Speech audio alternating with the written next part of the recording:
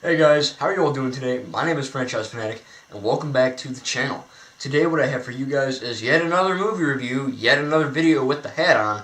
We're getting really close to Christmas, guys. Today I'm actually not going to be reviewing one movie, I'm going to be trying to review 5 movies. Now, these are going to be all 5 Home Alone films. So let's get into it. Home Alone 1, the original, with Macaulay Culkin as Kevin McAllister. I had to kind of look at my laptop here, so if you see me looking here for a second, it's because of my laptop. I can't memorize 5 movies in one video without messing up, so... of course, Home Alone number 1, and again, I don't trust any other reviewers except for, what I think. This is obviously my favorite one, of course. I think you can argue that with many. Home Alone is the best out of the 5 in my eyes. Now, here's the thing with Home Alone. It has great execution in its third act, right? With the wet bandits, getting screwed up and, flopping all over the place and hitting their heads and, all this comic stuff. It's so funny and it's so addicting to watch. And it's easily the best part of the movie is when they, the wet bandits come and they screw themselves up. But the best part about Home Alone is that it's actually a good film leading up to that. It has a good plot. Where, of course we all know it, right? Kevin gets, he's home alone, and, crazy stuff happens. He does crazy stunts, he meets the crazy neighbor, who turns out not to be crazy, and the crazy wet bandits come in, and it's crazy. But, I mean, that is the best part about Home Alone. It's like, yeah, it's a great third act, but it has enough quality to it where the script holds up, and the acting holds up, and the effects, and everything still holds up today. And it came out in 1990, so, it's 18 years old now, which is crazy. It's almost 20 years old, which is nuts. I can't believe that. But yeah, it's such a great film, and if, of course, you haven't seen it, go see it. Home Alone, it's one of the best Christmas films of all time. Still watchable, even in 2018, almost 2019, and easily the best in terms of setup and plot and comedic value and acting, everything. Everything works about it, and I'm going to have to give Home Alone an A+. It's a fantastic movie. Of course, next we have Home Alone 2, Lost in New York. Now, this is actually on par, a little bit less so, but basically on par with Home Alone 1. Kevin McAllister, Macaulay Culkin is back, the Wet Bandits are back. Came out in 1992, so 2 years after the original Home Alone. And, of course, this one, if you know anything about anything, President Trump is in this movie. That's right. When Kevin asks, hey, you know where the desk is, or wherever he asked, the room, Donald Trump's like, yeah, it's over that way. I can't do his voice. I'd have to practice it. But anyway, yeah, so President Trump is in this movie, which I think is kind of funny and cool. But, yeah, it's just Home Alone 2, Lost in New York. It has that same value and same comedic, feel to it that Home Alone had. In fact, more so. I think that the traps in this movie are actually more successful in terms of, comedic timing and setup and all that than the first Home Alone was.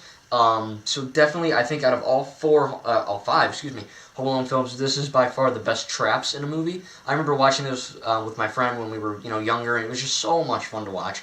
Now, I say it's not as good as Home Alone 1, mainly because of the plot. I think that some of the plot can kind of dip. He meets the bird lady, it's the same kind of thing, like, oh, it's the crazy neighbor, it's a crazy bird lady, So, I mean, it's not the most original of films, but definitely comes across as comedic and hilarious, action-packed at times, and of course, really good special effects for what they have, for what there is. And of course, the same actors came back, so it's really cool to see them reprise their roles as Harry, Marv, the Wet Bandits, and of course, Kevin and the family and all that. So, great movie. I'm going to have to give Home Alone 2, Lost in New York, an A-. Just some of the plot is a little wonky at times, but still a great Christmas film and a really good sequel. Now, of course, here's the of Home Alone. Home Alone 3. This one came out in 1997. So, essentially, Kevin McAllister is not in this one because Macaulay Culkin is older a little bit, and, I don't know, he's doing drugs or whatever the hell he was doing. But anyway, Home Alone 3 is, let's see, I forgot the name. Something. Alex Pruitt, I think. And that's funny, because Alex Pruitt, his real-life actor name is Alex. So that's funny. Scarlett Johansson's in this movie, too. Wow, I didn't even know that. She's... Let's see here. Pull this up. Yeah, she was hot back then, too. I don't know if she was...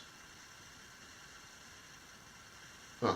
I don't know. I don't want to say that's weird, because it's weird. But anyway, yeah, she was kind of a cute girl. Yeah, Scarlett Johansson's in this movie, so that's kind of funny. But, of course, Harry and Marv are not in this film. They actually never show up again. One does in a weird way, but we'll get that in a minute. Now, this movie, Home Alone 3, this is where it gets a little bit dicey, because Alex Pruitt, he's not Kevin. And that immediately just destroys everything. You know, why the heck do we need another one? You know what I mean? However, is this film terrible? No, not at all. In fact, this is a pretty good sequel to Home Alone 1 and 2. Is it the best? No. Some of the story was actually pretty good. It dealt with some pretty cool, comedic elements and good action. And pretty good acting for what I could tell. Same special effects was alright.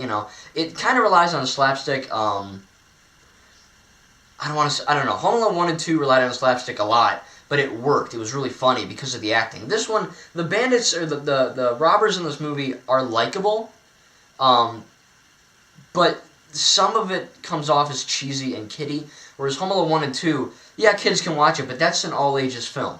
This one feels more geared toward younger kids, which is fine, but I think that kind of lost a little bit of its credibility because of that.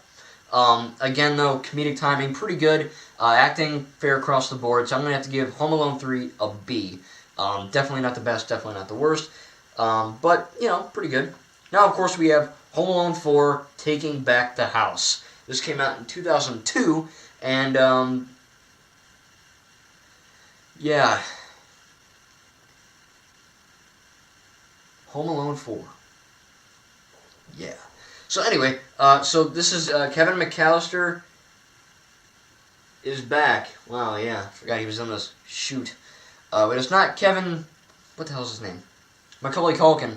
It's actually Mike Weinberg, however you pronounce the last name. So again, stupid because, yeah, Kevin McAllister is played by Macaulay Culkin in 1 and 2, so you know what he looks like, right? Imagine Kevin from Home Alone 1 and 2, right? You got an image? Okay. Now, go Google Home Alone 4 Kevin, and they don't even look the same at all. I mean, the stupid poster, he's doing this thing, but it just looks fake and it's stupid. Now, is this a bad movie? Kind of. It's definitely worse than 1, 2, and 3 in a lot of ways. The acting is substantially worse. It isn't terrible, but it's just a big step down from 1, 2, and 3. Of course, the comedic value is still there, but only in spades, as this film really is geared toward kids. I mean, if you thought 3 was this one, I mean, at this point, the real Home Alone fans are like, really, I don't know, should I watch this? And the majority are like, F this, you know what I mean? I don't care, it's stupid. But, I remember watching this when I was little, and I watched it like 5 years ago, but I remember things. And Kevin, I don't know, the actor did an okay job, but you could, just knowing that he doesn't look like, he's not the same actor, it ain't Kevin, let's just pretend this is a parallel universe, and that Kevin looked like that the whole time, and he never aged at all. He's just like a 9-year-old, 8-year-old kid, right? So, I don't know. And another weird part for the acting choice is Marv. Now, I mean, again, Google Marv from Home Alone 1 and 2, right? You got it? Okay. Now go Google Marv from Home Alone 4, Taking Back the House, and you get a completely different person.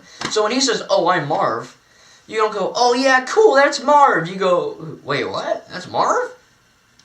Again, I'm just going to pretend that Home Alone 4, Taking Back the House is part of like a parallel freaking universe or something. Because it's just going to drive me crazy otherwise. And I'm going to lose sleep. But, I don't know. It's just, everything is okay. I mean, the acting, not too good. The script is kind of weird. There's like a family dynamic, which is okay. I mean, it's kind of cheesy at times. But, the traps are sustainable. I mean, they're okay. The way it's filmed is just god-awful, too. Some shots just feel like it's from a TV show. Now, I'm not dissing any TV shows, but have you ever seen, like, not like Ninjago or, Gotham or, like, a good TV, like a normal TV show. I'm talking, like, those soap opera TV shows. You know how, like, when you watch a film and a normal TV show and then you watch that, it's like, it looks different, you know what I mean? That's how this movie feels like, how it was shot. So, Home Alone 4, Taking Back the House, not much comes together. Definitely not a terrible movie. I mean, it's watchable. But if you really like Home Alone, you might be disappointed. So I'm going to have to give Home Alone 4, Taking Back the House, a C. C's average, but this was pretty bad average. And, of course, the last one, Home Alone, The Holiday Heist. They didn't even bother with calling it Home Alone 5 because who cares at this point? They got another stupid kid doing this. Let's see, this one came out in 2012, so kind of recent, I guess. And as far as I can tell, let me just see here, so I'm not screwing myself over here.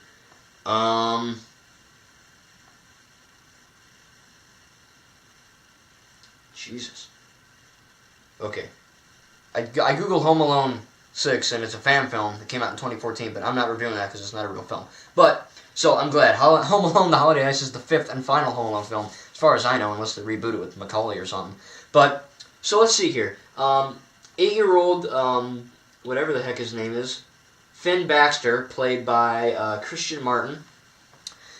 You know, I mean, what can I say about this movie, too? Oh, boy. Basically, there's some ghost things involved, and then when his parents aren't home, he screws with bandits.